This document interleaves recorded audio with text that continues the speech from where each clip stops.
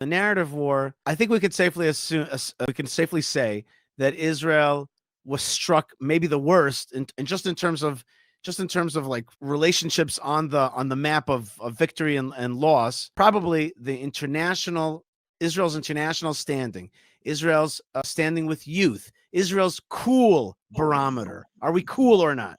Has fallen tremendously. Israel's not cool. Israel's on the losing side in a lot of places. Not in every place, but certainly on the TikTok, Instagram world, we're on the losing end. If it's a boxing match, maybe it's not a knockout, but we are, losing on every points round. So what are we doing about it? The short answer is yes. Look, the bad guys, the tyrants of the world, understand the power of media narrative.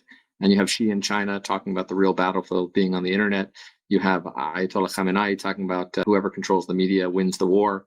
And so they invested massive, massive resources. Qatar alone, we're talking in the tens, possibly hundreds of billions of dollars to create massive media outlets like Al Jazeera, to run bot farms, to infiltrate universities, to bribe, to pay off people, to own half the world. So we have to go on war footing. This is a private sector problem. It's going to come, as you say, through private enterprise, through private business, through private initiatives. That's the only way it's going to win, because government is not good at it. We need to make people laugh. We need to make people smile. We need to understand how information spreads in today's world. Well, we need to, first of all, understand how people think. We need to understand what animates them. We need to address the science of communications in a very serious way. We need to entertain first and inform second. We need to make people dance, as Steve Jobs said, make them laugh. We need to not be defensive. We need to create epic stuff that people love to watch and share about the issues that are important to the world. It's basically that simple. We need to extract ourselves from the lawyerly Talmudic way that we, go point by point. This isn't true, and that's not true, and that's not true, and that's not true, and that's not true. In order to change minds at scale, we need to build the technology to do it, and we need to understand how people's minds think.